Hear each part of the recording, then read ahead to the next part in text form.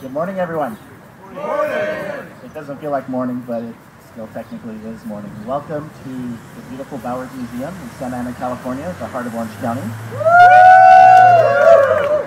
Thank you very much for coming to Judge Jim Gray's homecoming, soon to be Vice President Jim Gray. Thank you very much for attending. My name is Tom Hansen. I'm the chair of the Orange County Libertarian Party. I'm happy that all of you are here today. Happy that all of you are standing up for liberty in our incredibly trying times right now. I'd like to thank all of you for coming down here. I know the freeways weren't very fun getting here. So I'm going to introduce a friend of mine, running for Orange County Board of Education, Mr. Arthur Joseph.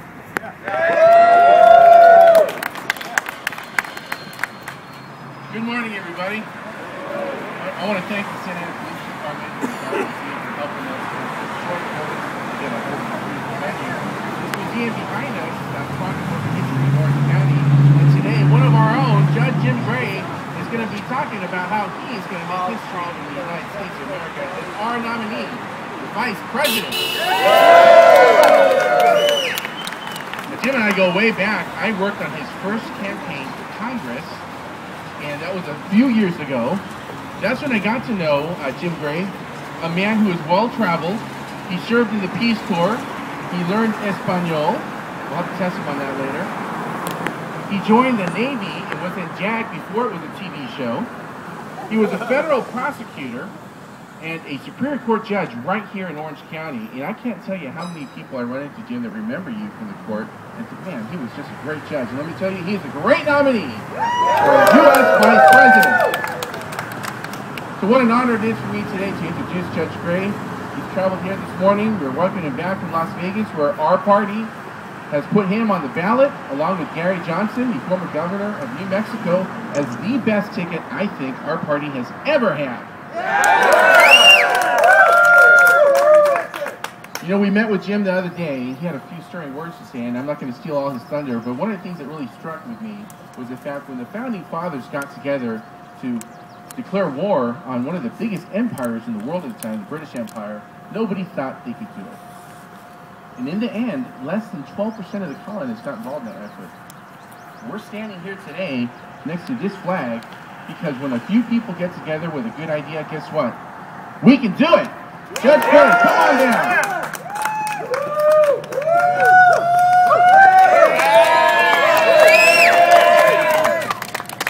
You know, this can be done. Can be done indeed. I don't think any time in our history has there been such a trying need to say we've got to get away from this polarization that we find in Sacramento, Washington, and all around the country. I call it the bipolar politics of the Republicans and Democrats. And you know something? There is such a need. I've been facing so many people who said, oh, thankfully now I don't have to choose between Obama and Romney. They have not only a third choice, but they have a viable third choice. Yes. I can tell you that I have, in the past, about 6 months, been quoted publicly and accurately as saying that Governor Gary Johnson is the most qualified person to be President of the United States that I know of. And he is. Lots of people talk a good game, and we're going to discuss that again in a minute regarding the recent matters with the Obama administration and their endorsement so far. But he has been actually doing it. He has been actually reducing the expenditures of the New Mexico state government. He has actually, and you can check the record on this, he actually vetoed 750 excessive spending bills while he was governor of New Mexico for 8 years. That is more than all other 49 governors combined. And he will do it for us. Do we need that? Yes! Are you aware? Yes. You should be. Wait a minute.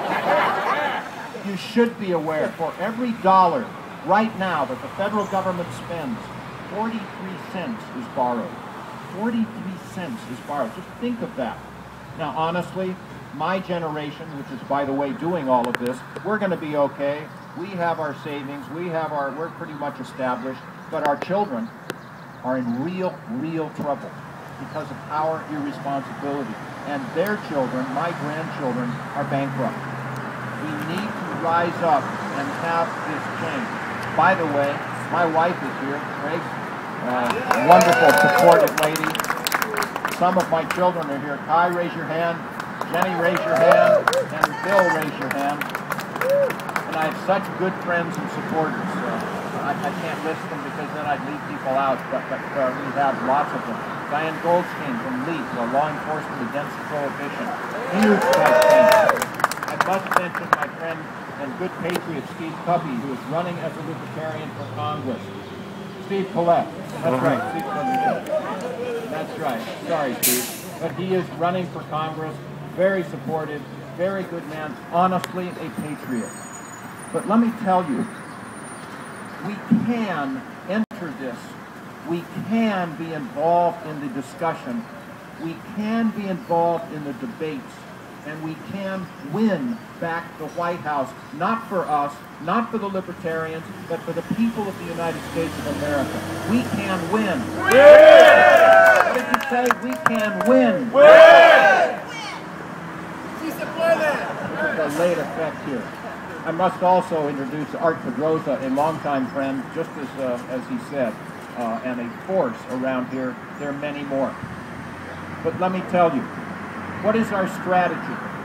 What is our strategy? I will tell you very directly. Right now, at the convention in Las Vegas last week, Governor Gary Johnson was polling at 7%.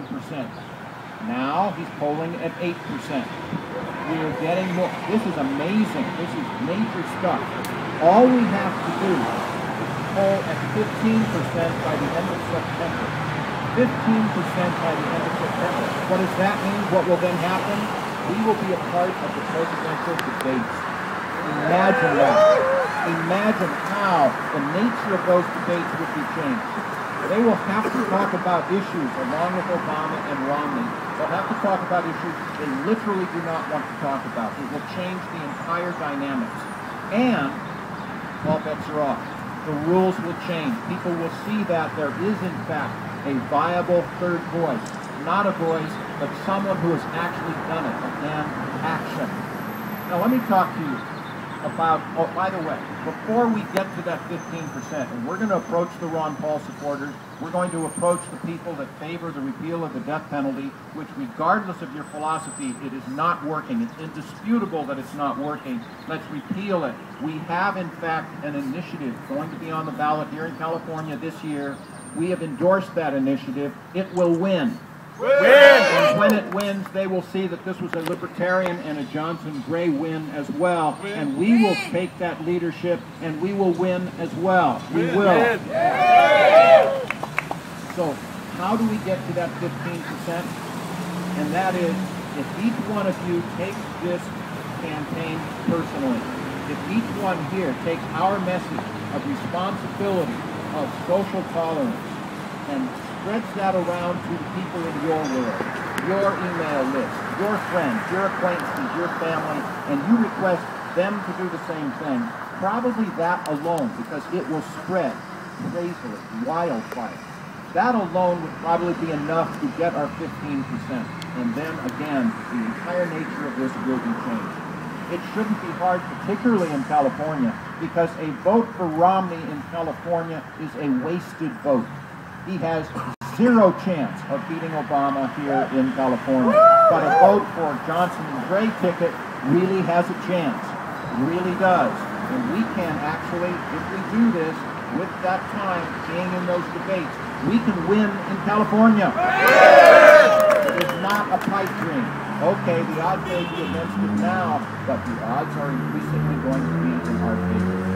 Now let me talk about what's happened just this last week, because this is such a symptom of the problem. Mr. Obama, about 6 years ago, was actually in favor of gay marriage. He was in favor. Then, 2 years later, he was very much opposed to it. Wrong idea. I oppose it completely. Then he was kind of neutral. Only recently did he send his, there are lots of words I could think of, but let's say vice president, on Meet the Press. Remember, just last Sunday, opining, kind of off the wall, just little ideas as if it wasn't planned.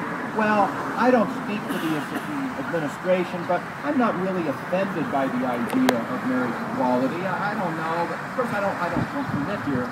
It was a trial balloon, folks. Obama doesn't care. He doesn't care. And he's misleading those people that think he does. He just wants to do what he needs to do to get elected. Governor Gary Johnson has this in his campaign literature. He has stood up and said, no, I believe in marriage equality. No, I believe in social tolerance. To the degree that the ACLU knows in California, the ACLU recently had a poll or a contest in which you could get up to 25 torches, and each torch meaning you stood up for civil liberties. Romney got 2 out of 25. Obama was somewhere around 10 or 12. But Governor Gary Johnson was at 23. We really do stand for civil liberties. This man should win on his record. And on fiscal responsibility, he is absolutely in that camp. Not only for what he says, and of course Republicans have been talking about this sort of thing, but they don't do it. I mean, look at the responsibility. Look what happened when George W. Bush was in office for 8 years. Are you aware that when he left office, there were 200,000 more federal regulators in office than when he began? And Obama beat that record in just 4 years. So we can't do this. A week ago Sunday, Grace and I were at a fundraiser for a group called Brain, trying to put in a campus for brain injured adults to help them, and it's really an important thing to do. But I was sitting next to a manager from a local bank, the Farmers and Merchants Bank, and I said, well, ma'am, is it true that banks don't want money now? And she said, yes. Why? Because all of the government regulations are strangling us at the bank. We have lots of really good people here with a good business plan. They're good, legitimate business risks, and we can't loan them any money. Why? Because of the federal regulations.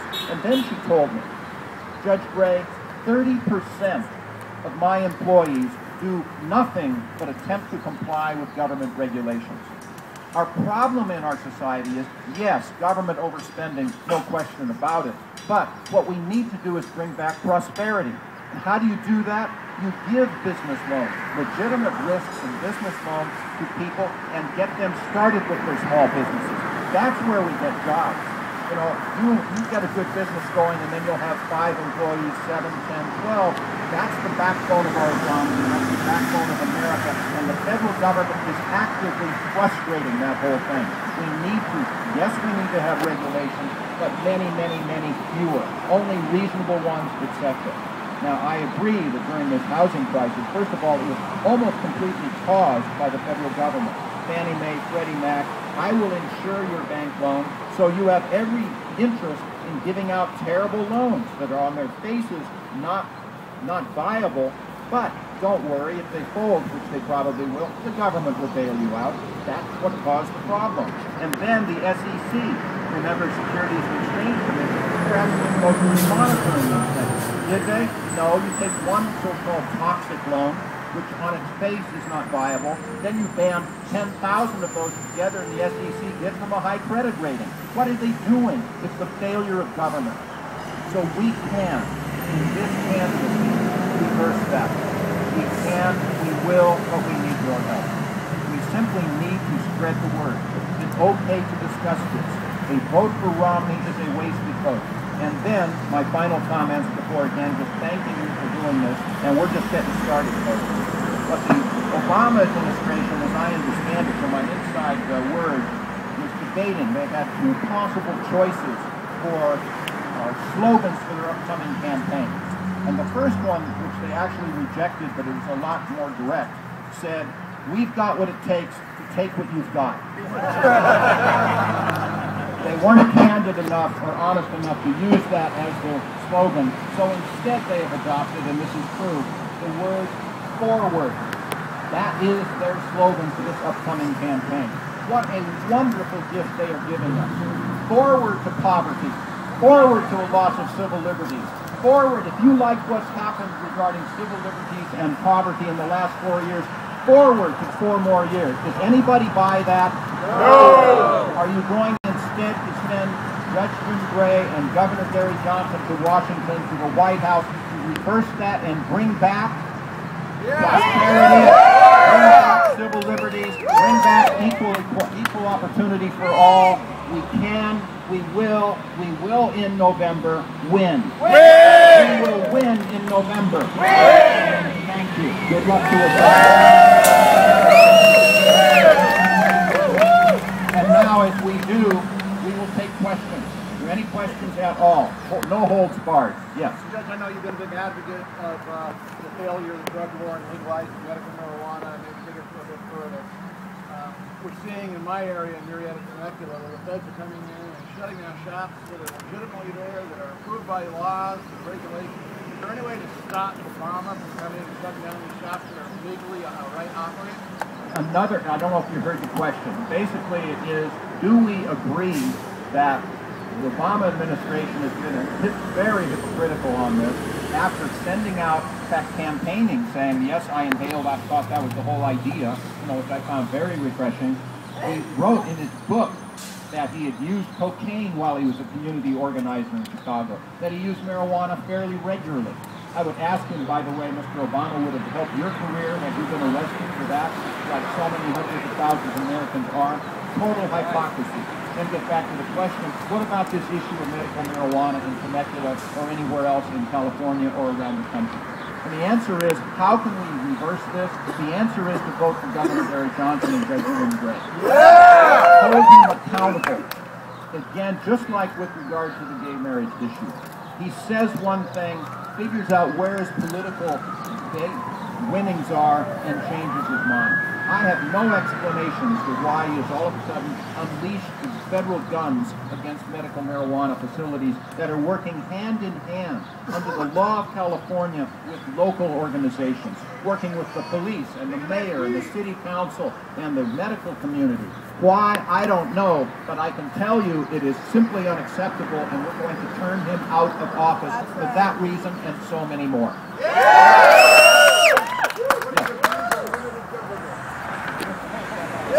Sid Spinak is a very good friend of mine. I've never thought of him as a shill before, but what do I think of limited government? You know something? I believe in government. We must have government for various things. And which things should they be? It's not all that hard. The Founding Fathers told us, Article 1, Section 8. You know, that's what it says. We need a strong military. I was in the military. I know how important it is to have a good, strong military, to make sure that they're very well provided for, etc. But the government is simply out of control. Do I need to say that again? It is simply out of control. There will be numbers of people that do not want us to take office. A lot of people that work for the government, a lot of, say, the prison guards union, and honestly the teachers unions, at least as far as the mediocre and poor teachers, they will not be voting for us. The good teachers will be. But we can go back to various organizations in our government. And one of the first things that the Johnson-Gray administration will do is try to pass what we call sunset laws. Every, say, 5 years, each federal agency will be required to come to Congress individually and have an audit. What's the matter with an audit? The private sector does it all the time. The federal government should do the same. So should the states. And then we will look at various agencies and see, okay, for the last 5 years, what have you done? What were your plans? What have you done? How much have you spent? And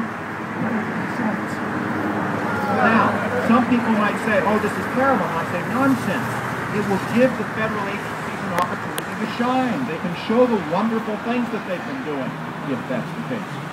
It may be. Let's find out together. But if they're not doing things appropriately, maybe they're doing 5 things. 2 of them we'll say are duplicative, they're not working, we'll shut those down and adjust your spending accordingly. The other 3, one is really great. Way to go, Mr. Spinak, or whoever's in charge. The other 2, let's modify them and cut them back and get some actual responses from these organizations. I believe personally that there are numbers of federal agencies simply will not pass the test. And we will, in effect, abolish them. Not a bad idea. If they don't work, abolish them. One of my personal ideas is the Bureau of Indian Affairs. We haven't thought about that so much. It goes back for 180 years or so. But the Native Americans I have spoken to, almost to a person, say they hate the Bureau of Indian Affairs. You know, I don't know where you're from. Steve, where's your lineage? What country are you from? American. Okay, let's call him Norwegian. You know, how would you feel, Steve, if we had a Bureau of Norwegian Affairs? You know, oh, poor baby, we don't trust you to educate your children, to govern your property, to manage your affairs, so the government will do it for you. By the way, we've lost a few tens of billions of dollars we've misplaced. Sorry about that, mistakes happen. We should abolish the Bureau of Indian Affairs. And I believe the Department of Education will not stand scrutiny. In fact, one person at the convention said, I don't like child abuse, so I want to abolish the Department of Education. Not a bad idea. The Department of Energy, the Department of Commerce, there are probably so many more. Yes, more limited government, to the degree to which a government at the most local level is able to address various circumstances, that's where the power should be. Thank you for the question. Other questions? Yes. Mr. Obama has escalated Mr. Bush's wars abroad. Comment on that? Mr. Obama has escalated Mr. Bush's wars abroad. Actually, I don't think that's quite true in Iraq, where we have withdrawn a lot there, although there's lots of civilians there and lots of other things. But he has embraced them as his own. I will openly acknowledge to you that Mr. Obama inherited a government that was in real trouble, fiscally, from around the world, etc. But he certainly aggravated the problems, and not only cash for clunkers and all this other, the rest. But he has embraced the whole Afghani problem as his own. The Governor Gary Johnson, Judge Jim Gray administration will bring our troops out of Afghanistan. Not just willy-nilly. We have a program to do that, to actually put institutional elders in Afghanistan of whatever tribes together and let them decide upon their future, because foreigners simply can't do it. Those various tribes have a great deal of animosity for each other. They don't get along, they don't have things in common except for one thing, and that is when the foreigners come in, they all unify against the foreigners. Guess who the foreigners are at this time? So these are things that we need to do. One further thought, we're going to reduce the footprint of our military installations around the world. I don't have the figures quite yet, but we're in something like 320 different countries around the world with military installations. What we should do, of course, and we're not isolationists at all, but we should actually bring home many of those unless we need them for our military purposes. So I think we could reduce those by half, by 60%, without reducing our security whatsoever, and make a lot of people around the world less mad at us. Yes? What would happen to all the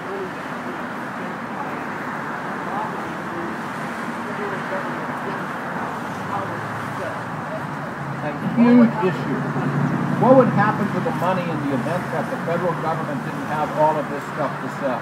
Let me just give you a straight example. First of all, it would go to pay the debt, it would stay in the economy, it would spur the economy, and we'd be so much better off. But we stand for the repeal of the IRS. Now, that is not a particularly radical thing to do. The people in the IRS clearly, in fact, how many of you feel that the IRS income tax system is equitable, fair, and workable? It just simply transparently is not. Let's go to a fair tax, a consumption tax. What would happen? Everybody here, all around the country, would get an immediate tax break. Why? Because all of the money they would save from not having to keep all of these records and pay for the preparation of your tax returns. Think of the administrative costs that we would save. Think of the fraud that we would save. Think of the equity that would increase. So we can and will do this. There are three groups basically very much opposed, and this is directly answering your question. Three groups, interest groups that are directly opposed to doing that. One is, yes, the H&R Blocks, tax accountants, that sort of thing. Another, clearly the people, lots of them have worked for the IRS and that sort of thing. But the third group is the most powerful. Does anyone know what it is? The members of Congress. Think about it. If they were to lose the IRS, they would lose so much political power. They give special tax breaks to various contributors, expecting, of course, to get lots of contributions in exchange, and they're selling those tax breaks for their own political power. If we were to do away with the IRS, probably 60% of the lobbyists in Washington would be out of a job. They wouldn't be there to get those tax breaks. They'd actually do something constructive. All of these things we will do transparently when we're in Washington. But we're going to have to go over the heads of Congress to do it. We're going to have to do it publicly and then tell the people, the voters, hey, this is what we're doing, this is why it helps you, and anybody that votes against this is in the pockets of some form of special interest that do not have your interest at heart. We need you to get your members of Congress to support this measure, and I think you'll do it. One more question. Any more questions? Okay, look, I am as excited about this as anything that's really happened to me in my life, other than marrying my wife Grace, wherever you are, there she is over in the shade, and the birth of my children, or in the case, the adoption of one. This is the most exciting thing that's ever happened to me. We are the right people. We have the right message. This is the right time. This is the right place. We are going to get that 15%. We are going to be a part of the presidential debate, and by the way, there's one vice presidential debate as well. I can't wait to debate Mr. Biden. Once we do that, all bets are off. We stand for you. We stand for the public interest, not the special interest. When people realize that, and they will send us to Washington because we're going to win! Thank you so much. It's up to you. Let's get this thing done. Thank you. Give it up one more time for Judge Jim Gray. We have another special guest among us, Mr. Steve Collette, who is running for Congress. Please come on up and say some words.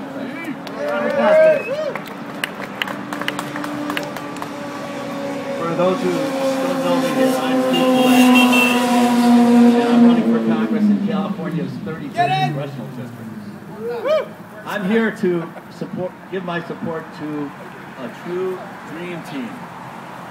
Two people that I've followed for a long time and gotten to know closely in the last couple of years. Governor Gary Johnson and Judge Jim Gray. I worked closely with Jim Gray on Regulate Marijuana Like Wine. And Jim was our leading proponent. He's written a number of books on the subject of drug prohibition. And whenever we had a question and we weren't quite sure about what we were going to do, we'd say, ask Gray. Jim Gray is a trusted person that really cares about people, that really cares about freedom. And when it turned out that he was selected as vice president, I just said, this is a dream team, and it really is. I want to talk about a little bit more about their platform. The Johnson-Gray team really believe in individual liberties. They really are socially tolerant. They stepped out long before any of the other parties in favor of marriage equality and LGBT rights. They really believe in the rights of every individual to choose what they can do with their own body. And at the same time, they are fiscal conservatives. They really have plans that are going to cut back on our federal deficits. In fact, they're the only team that is going to end up in the final election that actually has a cut in mind on the deficit. The greatest single threat to prosperity in this country, to people on fixed incomes, and to our children's future is the deficit spending. And they are the team that are going to turn around the deficits. They're the team that believes in individual liberties, that are willing to stand up and say the Patriot Act is not patriotic at all. And with Johnson-Gray, we are going to win.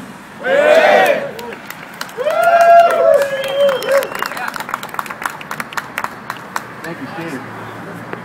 Once again, thank you everyone for taking the time to be here today to welcome our nominee for U.S. Vice President, Jim Gray. Now, if you're wondering what you can do to help this campaign, the good judge brought with him a case of books called A Voter's Handbook effective solutions to America's problems that you can buy today for a donation of $20 with his autograph. Once he wins, that's going to be worth something, right? Yeah. Or you can go on Amazon and get the Joe Biden handbook, which is scratch and sniff. So please see the judge afterwards. He's got those. Also, I live right down the street. I've got some leaflets here. If you guys want to come over for a reception afterwards, the judge will be there in a more informal situation. We'll have snacks and coffee, some beverages. Come on down and share a few minutes with us. Thank you very much again. Thank you for coming to Orange County.